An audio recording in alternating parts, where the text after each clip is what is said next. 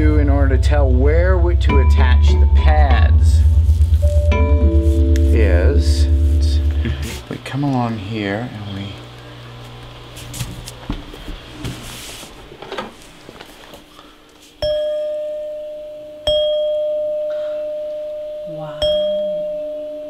where the dust gathers is the place in which the bar is not flexing. It goes down in the middle and goes up at the end and flexes back and forth, and this is the part that doesn't move. So we can attach pads there and the bar still vibrates. And that is called the node of vibration of the bar. I love the instruments that anybody can play right away, like Richard's free notes. And I've seen kids, and I see it frequently with my own kids, because we've got a whole bevy of these different xylophones, because you can play them instantly and sound good, and you can play them with everybody else. So it's an immediate communing. And I think that's what we all want more than anything. And as much as I revere the challenging, sort of virtuosic European instruments, you have to put in a lot of years before you can have the joy of playing with others. Yeah. And what kids want is they want to play with others. They don't want to just practice and take lessons and be told, no, this is the right way to do it. Don't do it that way. You get so tired of that. Sometimes the least musical of people are those who are professional musicians, because they're really only trained to operate within this highly technical structured element where they can't even have as much fun as kids do when they've just got an instrument that they can play anything on.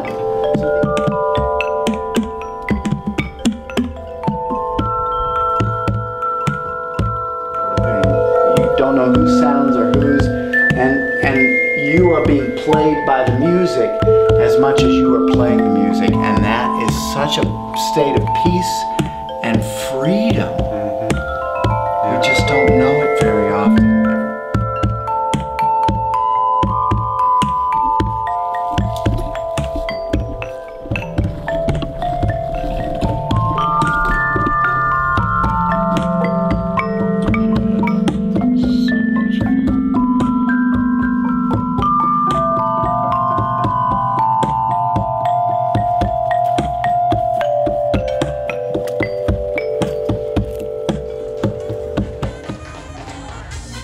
Would have been different if music had not been such a present influence?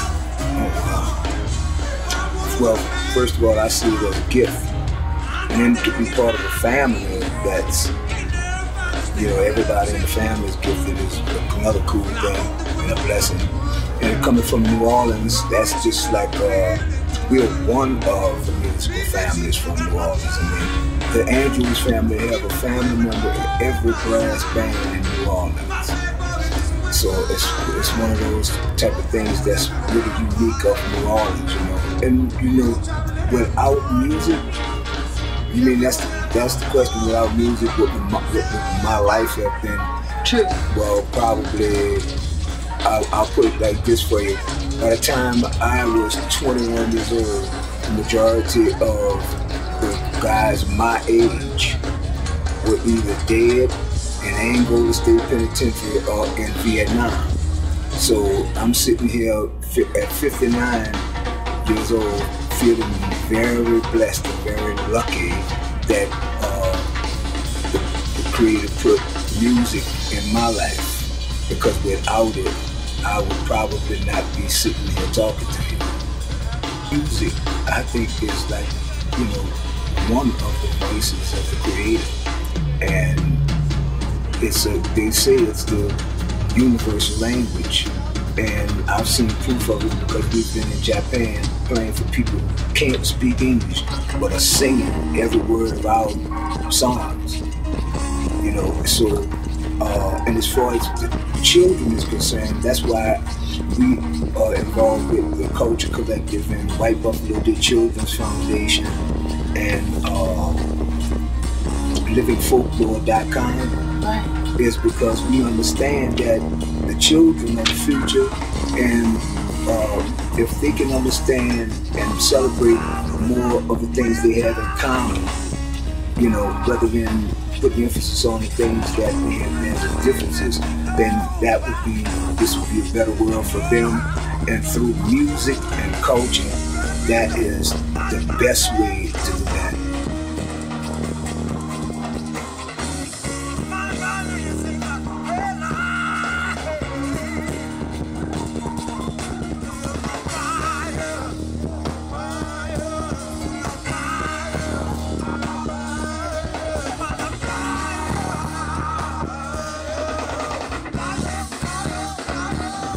What's the biggest diameter round you've used yet? Well, this one right here, and I haven't used it, 15-inch diameter then is the biggest so far. But to go deeper, all right, when a vibration goes down an octave, the amplitude of the vibration increases by double, and the length of the vibration. So it moves a lot farther, and to house that vibration, you need bigger resonating tubes. So I hope that that 22-inch size will be big enough to do the lowest note on the piano, which is 55 cycles per second. And it has a wavelength of 16 feet. But because we'll make the tube plugged at one end, we can get by with a 8-foot long tube. It houses it's called a quarter wave resonator. Well, actually the full wavelength is 32 feet.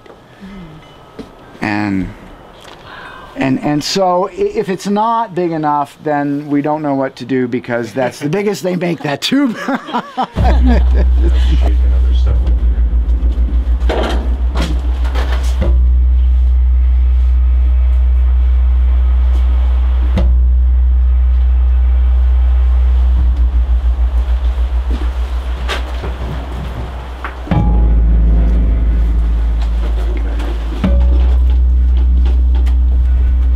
So these tubes will be a set of 10 instruments, the bars for which are on the top of those crates back there.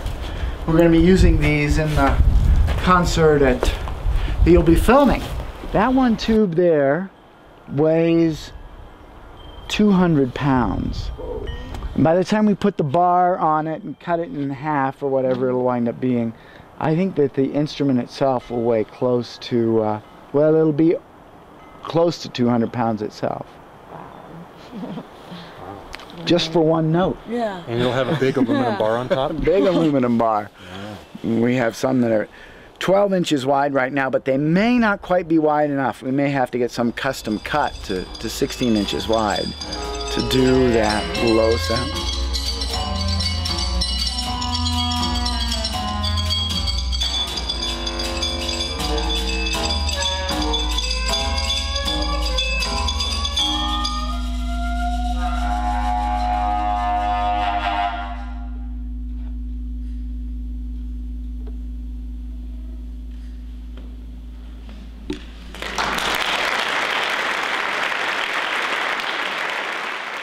Enormous amount of delight that comes from surprise element, and too often with our musical instruments in learning it, we don't give enough emphasis on delight.